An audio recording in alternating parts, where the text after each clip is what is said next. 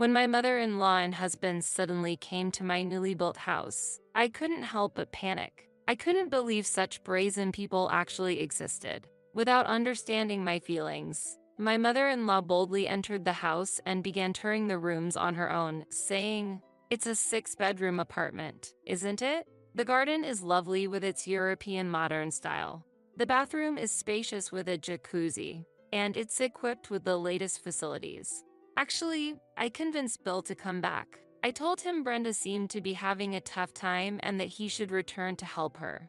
"You must be struggling too, right?" she said as if doing me a favor, and laughed. "With a house like this, I could even move in." At that moment, something snapped inside me and laughter welled up. "What's so funny?" Thinking I had gone mad, my mother-in-law stepped back a bit. "Actually, I'm single now," I said. "What?" replied my mother-in-law. I still laugh when I remember her expression at that time.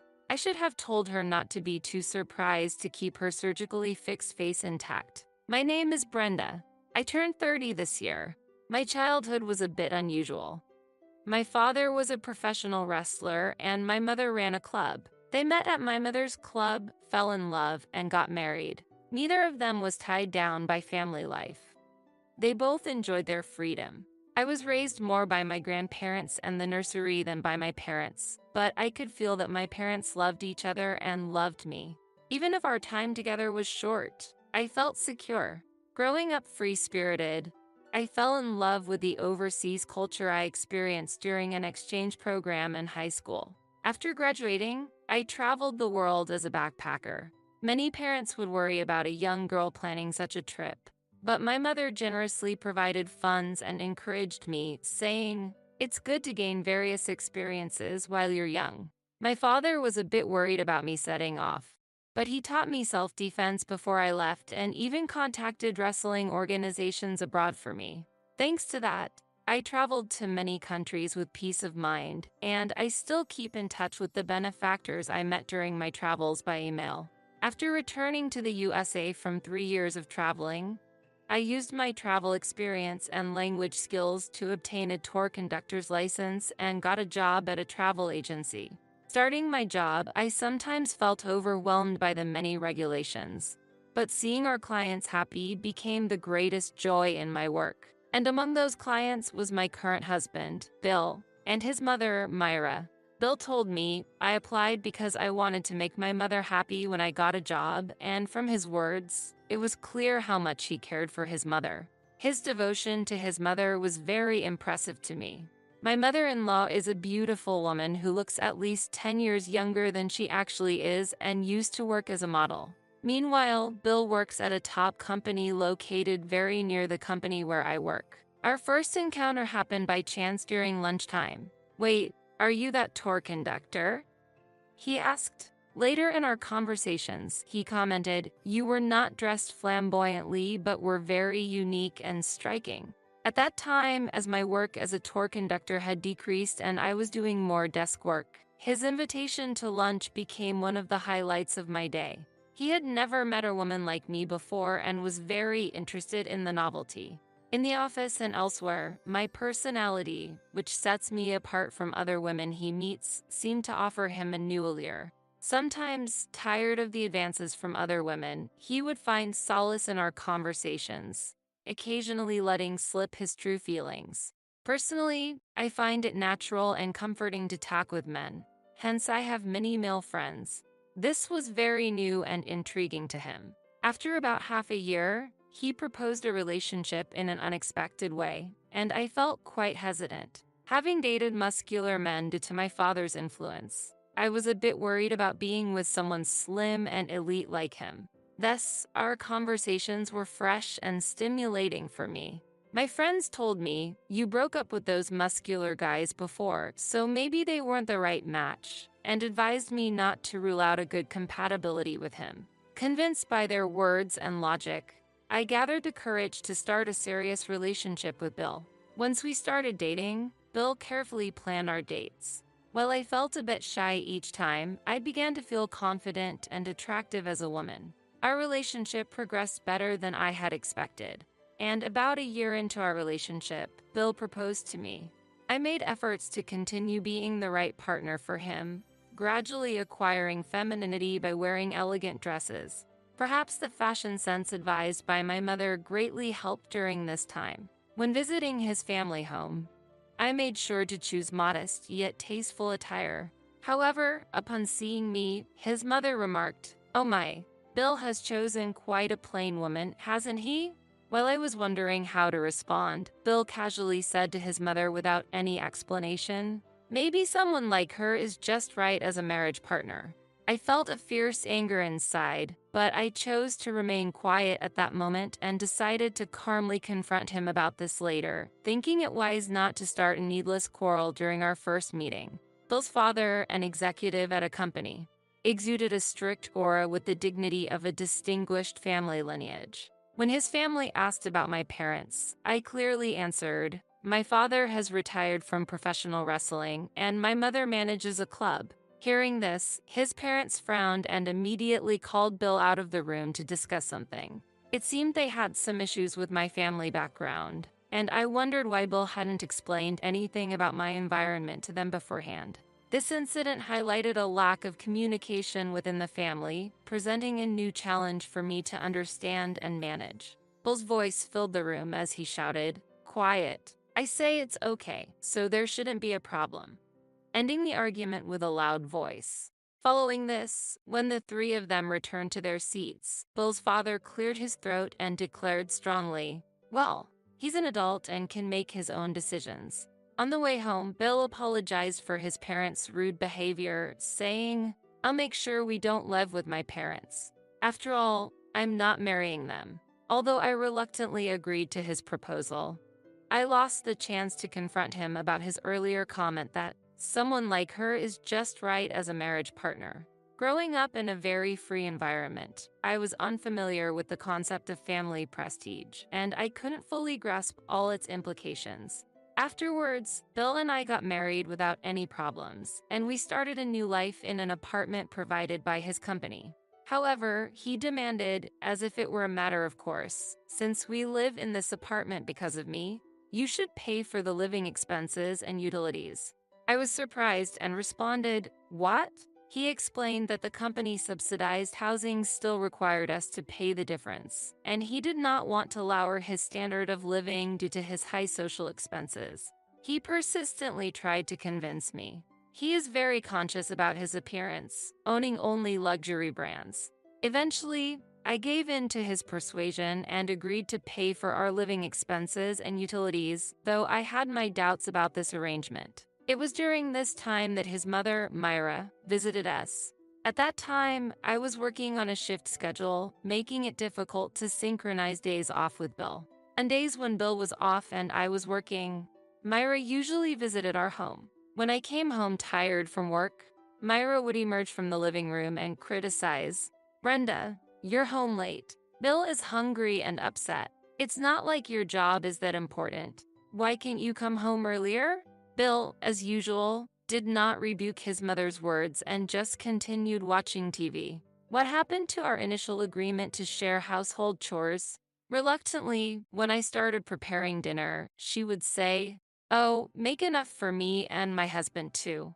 We'll take it home." I struggled to understand why I had to prepare dinner for four. Despite feeling uncomfortable, I complied, recalling a moment at my in-laws' home when I hadn't served tea and was quietly remarked upon as the daughter of a nightclub owner.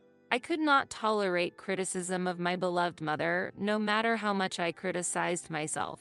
As Myra was about to leave with dinner for two, she quietly asked Bill at the front door, "Just $300 will do." Despite appearing wealthy, Myra consistently took money from Bill and even took home dinner for two.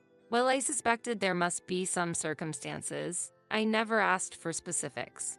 Though I understood his devotion to his mother, I questioned why he continued to give her money at her whim even after our marriage. In a rare occurrence, Myra visited on my day off and asked me, "Brenda, I need your help. Can you lend me $500? I'll pay you back soon." This was the first time she had directly requested money from me. When I asked, "What's wrong?" after she asked for the money, Myra replied irritably, Just lend it to me without asking so many questions. Have you ever thought about who's responsible for the comfortable life you're leading?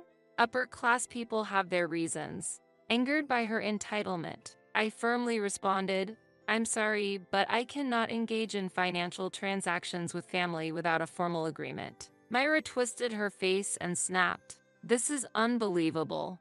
I wonder why Bill married someone like you. And stormed off. Soon after, I received a call from Bill, who said, Mom's upset and says you were rude to her. Did you do something? I told her I couldn't lend her money. I replied honestly, to make such a fuss over such a small amount. You could have just lent it to her, he scolded. Why should I have to pay as well? You always give her money. I retorted, slightly angered. Bill sighed and said, well, the upper class has its expenses. It might be hard for you to understand, echoing his mother's rationale, and accused, you must have said something awful about her, right? Don't say such things. I really want you to stop, I pleaded, hurt by the baseless accusations. If you're saying you didn't, maybe you said it unconsciously. That's pretty serious, he suggested. This incident created a significant rift between us. I couldn't forgive him for believing his mother over me. Following this, our life together became tense and silent. During this strained period, I received the heartbreaking news that my mother needed surgery for cancer. Unfortunately, it was too late, and she passed away shortly after. My father and I were consumed by grief, spending our days in tears. After my mother's 7th-day memorial, when I returned home, Myra visited and stated bluntly, just so you know, the inheritance is marital property. Make sure Bill gets his share. The club my mother managed was well known in the entertainment district, and it was clear she had considerable assets. Angered by their audacious claim on the inheritance, I raised my voice. Why should I give anything to you too? Startled by my pushback, but quickly regaining her composure, Myra looked at Bill and said triumphantly, see, this is her true nature when you're not around. I was right all along. Bill looked at me disdainfully and said, really, she is like that. Good thing I prepared this, as he pulled out a divorce paper from the dresser. This marked a pivotal and painful moment in my life, confronting not only the loss of my mother but also the potential end of my marriage. When Myra mockingly laughed and showed me the signed divorce papers, saying, here's the divorce form. You'll be divorced if you don't apologize. I grabbed the papers and firmly declared, I will not apologize.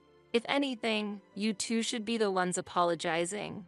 In response, Myra, her face red with anger, shouted, Bill, let's go home. I can't stay with this woman. You deserve someone better. And she pulled him towards the door. Bill followed his mother and left through the front door. I was so frustrated by the situation that I broke down and cried right there. 3 months passed without any communication between us. While I was organizing things in my new house, the doorbell rang unexpectedly. To my surprise, it was Bill and Myra standing there. Myra, now seemingly cheerful and different from before, greeted me with a smile. Brenda, you've built such a wonderful house. You should have told us sooner. Confused, I asked, why are you here? Bill explained. Actually, when I went to the apartment to pick up some stuff, I saw you moving. I was curious because you went in a different direction than back to your parents' place. I followed you here. I had no idea you were building such a house. Despite my protest, hey, you can't just walk in like that. They didn't seem to care and began looking around my house. As they entered the spacious, old-fashioned style living and dining room, Myra exclaimed, wow, it's so big. It's like a model home. Bill's comment came off somewhat condescending. I'm impressed by the sense. You're doing well, aren't you? In reality, the interior selection was done by a professional coordinator, not by my personal taste, but I didn't bother to correct them and remained silent. Yes, I had invested $800,000 in this house, and it turned out beautifully. Trying to keep my irritation in check, I calmly asked, what do you want? If there's no particular reason, please leave. Myra feigned disappointment dramatically. Brenda, that's harsh. I really regret what happened before, she said while continuing to open each door in the house, commenting, It's a 6-bedroom apartment, isn't it? The garden is lovely with its European style. The bathroom is spacious with a jacuzzi, and it's equipped with the latest facilities.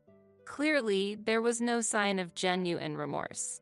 As my irritation grew, I raised my voice. So, what do you want? Twisting gracefully, Myra said, actually, I convinced Bill. I told him you seemed to be struggling, so he should come back to help you.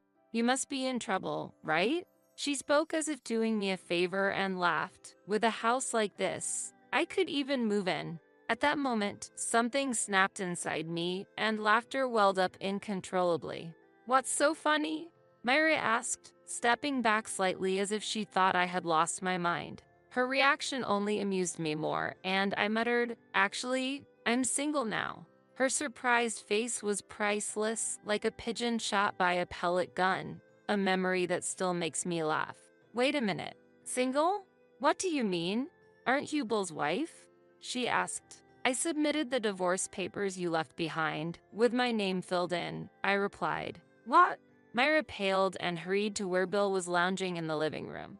Bill, when did you get divorced? She shouted. He was utterly baffled by the situation. Divorce? What are you talking about? Brenda wouldn't break up with me. You even said it, Mom, that she wouldn't easily let go of a catch like me. Bill responded loudly enough for me to hear in the hallway. But she submitted the divorce papers right away. I thought we weren't serious. What? Well, we can just fix that. It must have been just a spur of the moment. At that moment, I entered the living room and shouted, it wasn't just momentum. I was foolish to marry someone like you. I will never marry again. Bill opened his mouth as if to retort, but suddenly started crying, Mommy, she's being mean to me. That moment, I was certain that parting ways with this man was the right decision. As Myra stroked Bill's hair, she said, don't worry. Brenda is just a bit shaken up. When she calms down, she'll understand. There's nothing to gain from letting go of an elite like you, Bill. Brenda, please think it over again, while giving me a pressuring look. Furious, I replied, enough with the belittling. Always about elite this, elite that, only caring about appearances. He's actually a childish person who would soon be swallowed by the harsh realities of life.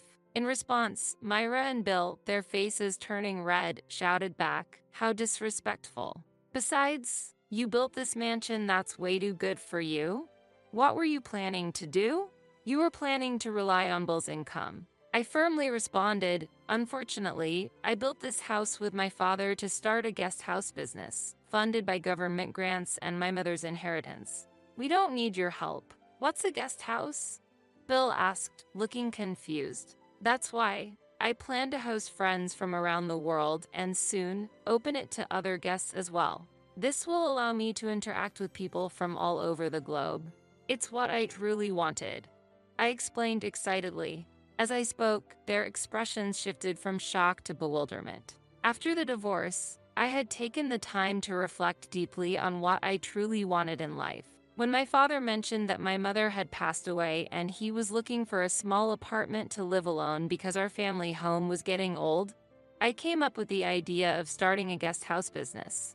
Fortunately, my father is still active and has many friends abroad. He loves to talk and was quickly on board with this idea. The procedures required for a guest house are simpler than those for a traditional inn. So, using my own connections, I started the guest house business. When Bill asked irrelevantly, but then, I can't live here, can I? I shouted back, of course not. We're strangers now, so please leave immediately. They both shuddered at my response. However, Myra timidly clasped her hands and approached me, saying, Brenda, if you could spare it, could you lend me just $2,000? I'll pay it back quickly. Consider it a property division if you must. I took out my smartphone right there and dialed 911, showing them the screen. They jumped as if sprung and hurriedly left the house. Later, they inexplicably demanded a huge amount of property division, but my excellent lawyer dismissed these claims and even managed to demand property division from them. It turned out Myra had a plastic surgery addiction and had accumulated debt behind her husband's back, further wasting money on hosts who flattered her. This revelation led her husband to file for divorce. When Myra sought help from Bill, he rejected her, saying, "I have to pay alimony because of you, Mom. If you hadn't messed things up, things would have been peaceful." Meanwhile, Bill made a significant mistake at work and was transferred to a factory in a rural area. Unable to quit because of the property division payments and with no time to play, he now leads a plain life shuttling between home and the factory. As for Myra, she started working in the nightclub industry she once despised. However, her job at a bar targeting an older demographic didn't last due to her lack of customer service skills, and she was quickly fired. Currently, she is juggling multiple part-time jobs to make ends meet, but her exact situation is unclear. Likely, she has been unable to maintain her cosmetic surgeries, drastically changing her appearance. As for me, my guest house business has stabilized, providing a secure income. My father mainly manages the operations, and I work as a freelance writer, traveling freely around the world. I am grateful to be able to dedicate myself fully to what I love, using the inheritance I received from my beloved mother.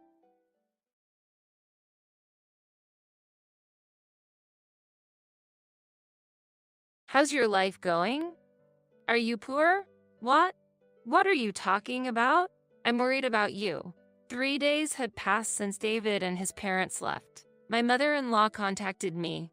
After returning from a family memorial service at my parents' home, I found that everything except my belongings was gone. Without my knowledge, they had moved out. Worried about me? You said you were working for $8 per hour, right? Who told you that? I wonder why he married such a woman. My son has become an executive. With that remark, everything became clear. David had been lying to his parents. He struggled with the disparity between us and had asked to keep it a secret from his parents.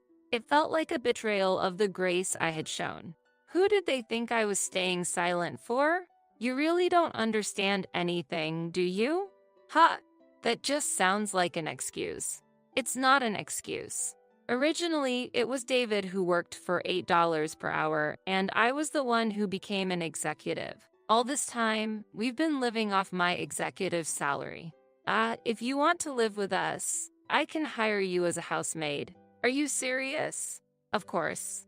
If you decide to work as our housemaid, I might even tell you the address. I couldn't imagine choosing to live with them. That's when I began my counterattack. I refuse. The $8 per hour story is about your son. I choose divorce over enduring that any longer. Stop joking. My son can't be earning such a low wage. Have you gone mad?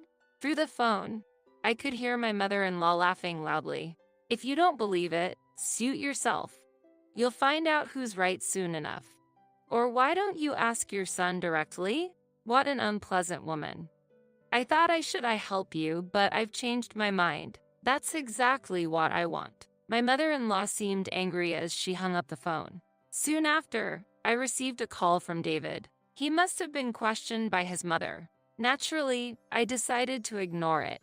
I even set up call blocking. He must be panicking. I decided to enjoy a free life on my own.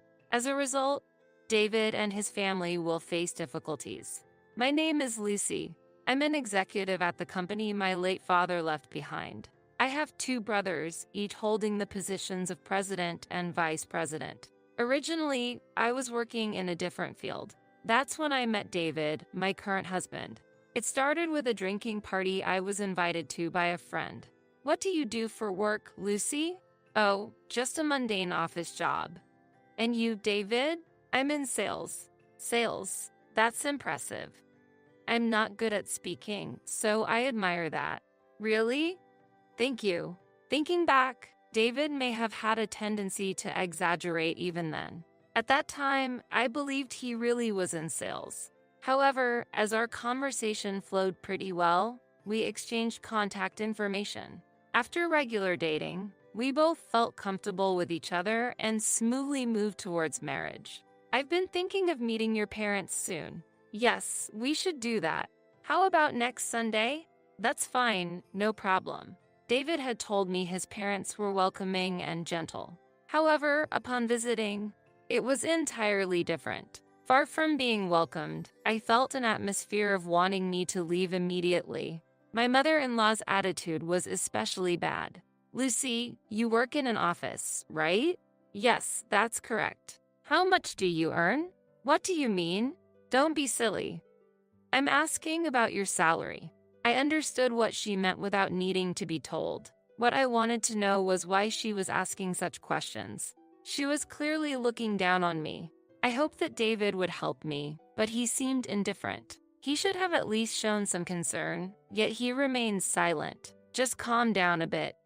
Money can be earned later. These things should be clarified early on." My in-laws continued to argue in front of me. It made me wonder what I was even doing there. I doubted if there was any point in coming. Eventually, my mother-in-law acquiesced, following my father-in-law's lead. And on the way home, "Why didn't you say anything back there?" "Huh? Don't just say huh." David seemed not to understand what I was talking about. I sighed involuntarily. I began to feel anxious about how we could continue as a couple in this state. "Sorry. I just get nervous in front of my parents." He looked like a scolded puppy. Pitiful. Seeing his face made me feel as if I was the one doing something wrong if I said more. 3 days later, we submitted our marriage registration. After marrying, we hardly interacted with my in-laws and lived a peaceful everyday life. Then I got a call from my parents. "There's something important to discuss. Can you come back home?" It was a sudden call. "That's fine, but what's up?" "It's a bit difficult to discuss over the phone." "Really? Okay, I'll come over later then." And so, I decided to visit them. My mother and brothers lived together at our family home. "I'm back. We've been waiting. Please, have a seat." "Sure, that's fine." I sat down facing my brothers. The atmosphere was filled with a unique tension. Unable to bear it, I asked my brother what this was about. "You know we've taken over Dad's business, right?" My brother said, "Yes, I understand that." "You've explained it before," I replied. "We want to add you to the management team and have you work in our company." "What? Why this sudden development?" I was surprised. Then my younger brother began to explain. "Lucy, you've always been observant of others, right?" I was taken aback and argued, "Wait, what are you talking about?" "Actually, recently someone we trusted ran off with our money." "Really?" I was shocked. "Yes, it's true. This person had been associated with us since Dad was alive. He was an executive, but now there's a vacancy." I couldn't accept this sudden turn of events right away.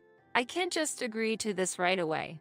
I hesitated, and then my mother spoke. "Lucy, it's a lot to ask, but can you help us?" "Mom, are you okay to be up?" I asked. She had been unwell and resting a lot for the past year. "I'm feeling better today, don't worry." "But is this request too much?" she inquired. "It's sudden. I need some time to think." I couldn't make a decision that day and returned to my own home. Feeling lost on how to respond to my mother's request, I decided to discuss it with David. "Wow, that's great. You should definitely accept it," he said, clearly thrilled. "Are you sure?" "Well, it could mean a better salary than what you have now, right? We haven't discussed the details yet." "I support your brother's proposal." It seemed there was a special reason behind his enthusiastic support. A week after our discussion, I received another call from home. "Please come back home immediately." "What's happened?" "It's Mom." I left work early and rushed back home. Upon arrival, many people had already gathered. In the midst of them, my mother was lying there. I can't believe it. It was too sudden, and I couldn't grasp the reality. It was unexpected. According to my eldest brother, our mother had already passed away when he woke up in the morning. I couldn't even see her face. All I could do was stand there, stunned. "Lucy, where is David?" "Oh, right. I haven't contacted him yet. I'll call him right now." I hurriedly made the call, but there was no response from David. After several attempts and no response, I reluctantly left a message on his voicemail. "I need you to come immediately. There's something important," I said urgently. As time slowly passed, about 2 hours later, David finally arrived at my family home. Sorry for being late. I was really busy with work today. Couldn't find the time, he said lightly, apologizing. However, seeing David's demeanor, his expression carried an inexplicable lightness, and I felt a surge of irritation and anger. Why do you look so happy? Don't you realize my mom has passed away? I asked. No, it's not like that, David replied, but his voice lacked conviction. Anyway, I just want some peace right now, I told him, but he laughed it off, saying, Don't worry, it's all going to be okay. Visitors kept coming to the house, and we were busy attending to them. As time went on, I noticed it was already past midnight. Exhausted, I slumped onto the sofa to rest. Then, David suddenly brought up an unbelievable topic. He, with a smile, started talking about dividing the inheritance. So, what about the inheritance? Do you get anything? He asked nonchalantly. I was shocked and confused by his question. Why would you ask that all of a sudden? Don't you understand the situation? I responded, Well, your father was managing a company, so there might be a significant inheritance, right? David continued, but I was filled with sorrow and anger. Stop it. Talking about inheritance at a time like this is just too insensitive. I raised my voice. But this is important. We have to think about the future, he said, but his words didn't resonate with me. If all you want to talk about is money, you can leave, I retorted. I was stunned by David's thoughtless attitude, pained by the disconnect in his perception amidst the heavy atmosphere of losing a family member. The air between David and me felt completely different from before. Sitting on the sofa, I was deep in thought about how to overcome the challenges ahead, weighed down by profound grief. Okay, I understand, David replied and then really left. I couldn't believe I had to be so direct. As David left, my eldest brother entered the room. Is there a problem? He asked. Yeah, a little. It's tough for you two. It's unimaginable to talk about inheritance in this situation. Usually, such a topic wouldn't come up. Actually, I told him about you inviting me to join the company, and he was very enthusiastic about it. Maybe he has a strong fixation on money. There might be something to it. That might be true. I pondered. My brother reassured me, don't worry about us, and urged me to return to my home. Later, I attempted to call David, but he did not respond. So, I decided to contact David's parents. Lucy, we heard from David. What happened to your mother is truly unfortunate. Did he tell you anything else? Yes, he said you were trying to handle the inheritance by yourself. My mother-in-law claimed. What? No, that's not true at all. We haven't even discussed such a thing. Really? Are you hiding something? The conversation with my mother-in-law was not productive. Anyway, now is not the time for such discussions. You're quite cheeky, aren't you? I'll take that as a compliment, I replied. Then, my mother-in-law abruptly hung up the phone, unable to bear it any longer. She seemed quite angry, but it wasn't very important to me. When I got home, David was nowhere to be found that day. The next day, I confronted him. Where on earth were you? Does it matter where I was? I see. Our relationship was deteriorating day by day. A week passed with hardly any conversation. My brothers took care of the funeral arrangements for our mother. The funeral went smoothly, but David and his parents were nowhere to be seen. Amidst this, I made a decision. Brother, I'll help out with the business. Really? Are you sure that's okay?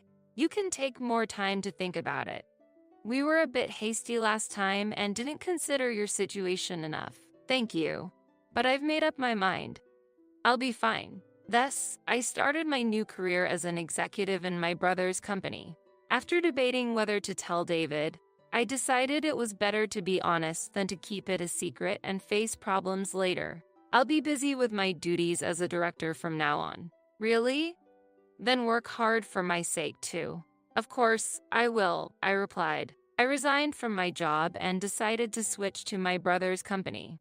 The new job was challenging and tiring, but I found it fulfilling. 6 months later, David said something unexpected. Actually, I quit my job. What? Why so suddenly? The last job just wasn't right for me. Weren't you in sales? Sales? No, I was working in a factory. What, really? I was speechless with this shocking revelation. All this time, I thought he was in sales, but he wasn't. So, he had been lying to me since we met. You've been lying all this time. Lying about what? Forget it. It doesn't matter anymore. What are you talking about? David asked. I regretted marrying someone like him. What are you planning to do now? You don't have a job, do you? It's fine, you're here. You're a director, right? You must be earning a good salary, David said. Finally, I understood. David had become complacent about working. So, you were after my money. Stop talking as if I did something wrong. Besides, it's better to keep the director position a secret from my family, right? That's true. And starting next month, I have to start sending money to my family. I need your help with that. Wait, this is the first I'm hearing about this. I just decided to do it recently. Indeed, it would be troublesome if my in-laws found out, but I couldn't just accept this. But if it gets out, you'll be in trouble too, right?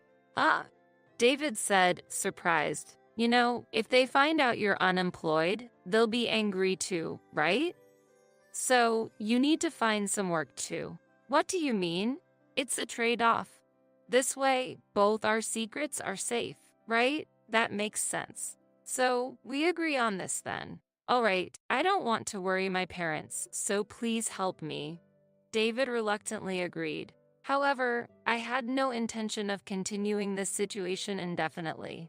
Afterward, David started a part-time job as per my suggestion, but he was only earning a meager $8 per hour. He wasn't working full-time, and his lifestyle was more akin to that of a free-spirited student. Moreover, he was spending his earnings on gambling. Why don't you go out sometimes? It's not good to always stay at home. Well, don't worry about me. Let me live as I please. Eventually, David seemed to forget the secret we were hiding. From that time, he became increasingly unmanageable. Despite being only a part-timer, he started coming home late and going out more often. Lately, you're coming home late. Is something going on? I asked. Well, there's been more overtime, David replied. But didn't you choose that job because there was no overtime? That was the case, but things have changed. And what about going out when there's no work? I probed further. I need to exercise outside sometimes, he responded, but I questioned. But why do you need to dress up for that? I felt doubtful about David's changes and kept questioning him. At first, he appeared composed, but he couldn't hide his confusion under my questioning. I can't answer everything all at once. Give me some time to think. I don't think the questions are that difficult. Just because you're an executive, are you looking down on me? Why would you think that? If you want to belittle me, go ahead. Wait, where are you going? Anywhere. It doesn't matter. It's none of your business. With those words, David left the house. How self-centered can a person be? In the end, he didn't return until morning, and when he did come home, he immediately fell asleep without saying a word. I left for work when it was time. Upon arriving at the office, my eldest brother approached me. What's wrong? You look so down. Yeah, there's a lot going on. It's about your husband, isn't it? Yes, it is. We'll talk later. Then, I joined my second brother, and the three of us had a conversation. I explained everything that had happened. You've endured a lot in such a situation. I would have divorced him immediately. I know I need to change the current situation, but do you have any plans? A little. The doubts about David's behavior were growing, but I still hoped he would return to the man he once was. I couldn't bring myself to completely give up on him, but I was soon made to realize that my hope was naive. If that's the case, you should resolve the issues sooner rather than later. Yes, you're right. This isn't advice, but there must be a reason behind his actions. It would be good to find out what that is first. Thank you. I'll do just that. I followed my brother's advice and decided to investigate David's behavior. Since I had no idea what he was doing while I was away at work, I asked my second brother to set up a small camera. Be careful, it would be a problem if it's discovered. Choose the installation spot wisely. Understood, thank you. You can view the recorded footage on your smartphone anytime. That's helpful. I'm not great with technical stuff. While David was out, I installed cameras in the living room and bedroom. I became so anxious about what the cameras might capture that I couldn't sleep at night. Then, I received a call from my mother-in-law. Despite suspecting it wasn't good news, I answered.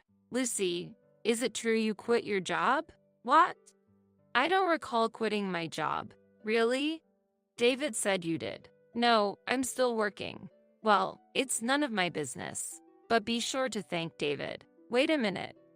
I raised my voice involuntarily. I couldn't believe David told her such a baseless story. I wished he would come home soon. Unaware of my feelings, David returned home smiling. I hit the jackpot at the casino today. Here's a souvenir, he said, handing me a bag full of prizes. What's this?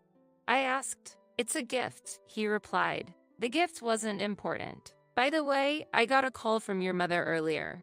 From Mom? What did she say? David asked. Apparently, I've quit my job. Oh, that. I got a bit carried away. I was told I should be grateful. Don't say unnecessary things from now on. I told him. Got it? I'll be careful. If something like this happens again, you understand, right? I warned him. Yeah. Don't be so harsh on me, he replied. That depends on your actions. After that, David seemed to behave more quietly for a while. He appeared to be working hard and going out less. Then, an opportunity arose to visit my family home. I'm heading back to my parents' place for a bit. I plan to return in 2 days. Okay, take care. Have fun. I'm not going for fun. My bad. Isn't it time for you to leave? All right, I'm counting on you to take care of things here. He seemed oddly cheerful. Leaving him alone made me uneasy, but I was busy with the first anniversary of my mother's death. At home, my brothers warmly welcomed me. Thanks for making the effort to come. It's natural for me to come for Mom's first anniversary. By the way, how's the camera situation going? The camera thing? Yeah, that high-tech camera we talked about. Oh, the one I asked to keep an eye on David? Exactly. Did you forget? Yeah, I've been so busy with other things that I completely forgot about it. My mind had been preoccupied with daily tasks and interactions with my mother-in-law, so keeping an eye on David had slipped my mind. I'll check it when I get home. You can see it right now on your smartphone. That's right. I forgot I could do that. Make sure you remember. Following my brother's suggestion, I searched for past footage on my smartphone.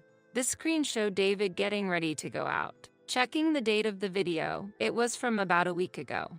Interesting. Did you find something? Yes, look at this. What is it? I decided to show my brothers a video I had recorded earlier. The video not only showed the image but also perfectly captured the audio. On the screen, David was speaking on the phone with another woman, and they were making plans to meet soon. Furthermore, it was clear from their conversation that they were exchanging words of love. These facts could serve as clear evidence of David's infidelity. This is undeniable proof of cheating. I thought to myself, my anger was indescribable. How could this happen? I can't believe it. I murmured to myself. Feeling such a complex mix of emotions, I muttered, he's a terrible person. You couldn't see David's true nature, my eldest brother joked, prompting me to glare at him. It's just a joke. Don't glare at me like that. After successfully completing my mother's first anniversary, I rushed back home. I tried contacting David several times, but there was no response. When I arrived home, everything except my belongings was gone. I was speechless. What have they done? Frustrated, I tried contacting my in-laws, but there was no response from them either. Looking around, I noticed the camera I had installed was still in place. Maybe this will give me some insight, I thought, and immediately checked the footage. On the screen, David and his parents were visible, and their conversation was clearly audible. That should be enough. I wonder what face she'll make when she gets back. Let's go. We have no more business here. Yes, let's do that. Hearing this conversation, I hurried to my in-laws' house, suspecting something. It was a 40-minute train ride away. Though I had an ominous feeling, I was shocked to see the state of my in-laws' house then. The house had already been sold. Standing there, a neighbor approached me. The people from that house moved out a few days ago. Do you know where they moved to? I don't know the details, but they said they were going to live with their son and seemed happy about it. I see, thank you. From that moment, I vowed to seek revenge. Returning home, I planned my next steps, but I had no idea where David and his parents were and couldn't contact them. The situation was at a standstill, and it had been 3 days since they disappeared. Enjoying your poor lifestyle? Poor? What do you mean? I asked. I'm worried about you, came a call from my mother-in-law out of the blue. Worried that I'm working for an hourly wage of $8? I questioned. Yes, David said so. I wonder why he married such a woman. He's achieved so much more. My mother-in-law said. He said that too. I murmured. Everything clicked into place. David had been deceiving his parents. He struggled with the financial disparity between us, asking me to keep it a secret from his parents, but it had backfired. It felt like gratitude had turned into resentment. I questioned myself why I had stayed silent. Your understanding of the situation seems lacking, Mother. What? The one who doesn't understand is you. Do you believe everything David says is correct? As a mother, it's natural to believe in my son. That's truly regrettable. That's just an excuse. But it wasn't an excuse. In reality, it was David who was working for an hourly wage of $8 while I held an executive position. Our life was supported by my executive salary. Yet, believing her son's lies, my mother-in-law said, "If you want to live with us, I can hire you as a housemaid. Are you serious about that?" Of course, I'm serious. If you agree to work as a housemaid, I don't mind giving you the address. I needed to make it clear that I had no intention of living with them. I absolutely refuse. The one who works for $8 per hour is David, not me. I've endured this long enough, and now I'm considering divorce. That's absurd. Stop joking. Have you gone mad? I could hear her laughing through the phone. Time will tell who is right. Why don't you confirm with David? I'm at my limit with you. I thought about helping you, but not anymore. That's exactly what I want. After she hung up in anger, David contacted me within a few minutes. He must have been questioned by his mother. Naturally, I decided not to respond to David's calls and set them to be blocked. He must be panicking. I planned to enjoy a life of freedom on my own. This decision would likely lead to a harsh outcome for David and his family. The next day, I decided to move out. Even if David and his family returned, I would no longer be there, just returning the treatment I received. I discussed the situation with my brothers and immediately visited a nearby real estate agent. I was looking for a place to move into as soon as possible. There's a property available for immediate occupancy, but the rent is a bit high. That's not a problem. I'll take that property. Understood. Let's proceed with the paperwork. I completed the contract that day and contacted a moving company. Fortunately, since it was only my belongings, the move was completed quickly. After that, I relaxed in my new home, enjoying the life of living alone. 2 weeks later, I noticed many missed calls from my mother-in-law on my smartphone. David was already blocked, so I was only receiving calls from my mother-in-law. I decided to answer, even though it was a bit of a hassle. But when I picked up, it wasn't my mother-in-law, but David. Where are you? I can't get into the house. I've moved out. Moved? Why? Why? You started it, didn't you? So I did the same. Wait, what about our life together? You shouldn't have lied in the first place. It's not my problem. But also, I'm considering a divorce. I'll send the papers, so give me your new address. Then David started laughing. Right? You don't know my new address. So, no divorce then. I had anticipated such a response. but I'm not one to give up easily. I may not know the address, but I won't give up on the divorce.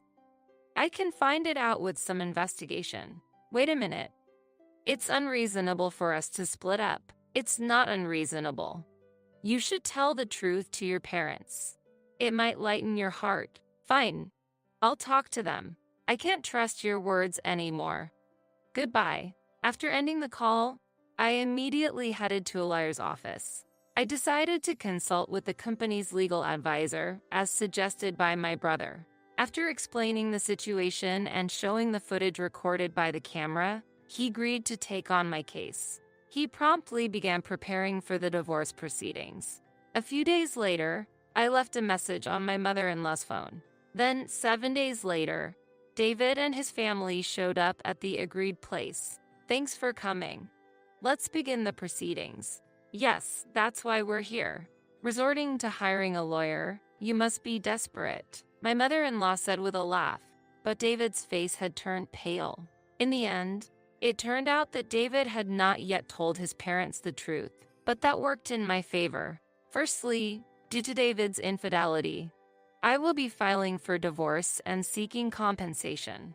What are you talking about? Please have a look at this. I showed David and his parents the footage recorded by the camera. This is the evidence.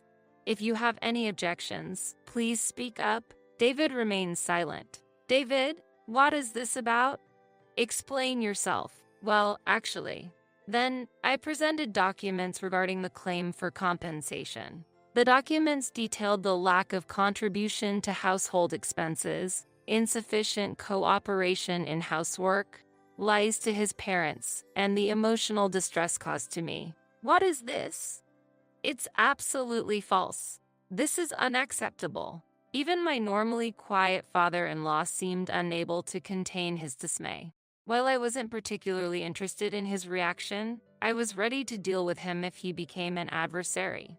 Then, please have a look at this. I handed his parents my business card. What's this? Let me see. They scrutinized the card closely. This is the reality. The truth David has been hiding all along. What about the story of earning $8 per hour? That was about David. In reality, I've been supporting our household. David waging his earnings for gambling. Hearing this, his parents turned their anger towards David. So, all the living expenses were covered by. Yes, I've been shouldering them. David, why would you lie like this? We were mistaken. It's too late now. Why did you do this? I just didn't want to worry you both. It was like a family argument. I had no more expectations from them. Please have your family quarrel elsewhere. I don't have time for this. With that, my in-laws suddenly changed their demeanor, showing an apologetic attitude. Lucy, please forgive us. We're victims in this too. Mother's right. We never hated you, Lucy. Even so, my decision won't change. Their apologies at this timing felt pathetically insincere. David remained silent, looking down. Could you sign this divorce paper? What is this? I want to end this situation quickly. You have no right to object. All right, I understand. David signed the divorce papers, holding back tears. After confirming his signature, I decided to leave the room. Goodbye, then. As I walked away, I could hear David and his parents arguing outside. Their future was uncertain, but a stable life seemed unlikely. They had managed to get by only because of my support. What an incredibly thoughtless family. Later, I submitted the divorce papers through my lawyer. Finally, I gained my freedom. Is the divorce finalized? Yes, you must already know, right? Our company lawyer is always well informed. But at least now I can relax. I can focus on work. My eldest brother said this lightly, but according to my second brother, he had been quite worried about me. It might be his way of hiding his concern. I've heard about David and his family's current situation through the lawyer. So it ended up like that. Apparently, David's mistress also disappeared after learning the truth. Naturally, I made sure to demand compensation. Then, I got a call from my mother-in-law. There's something I want to ask, she said. Given the circumstances, her request was obvious. Are you asking for financial support? Yes. We can't make ends meet. The problem started with David, you know? With three of you, you should manage. Don't say that. Can't you help us? I have no reason to help you. You should go to hell. That's what I should be saying to you. Goodbye. Currently, David and his parents are living in a cramped space. They had relied on the income they thought David was earning, not working themselves. In reality, that money had been coming from me. Now, I'm living freely on my own, unbound by anyone. Work is going well, and every day is fulfilling. Today, as I look up at the clear sky, I'm on my way to work.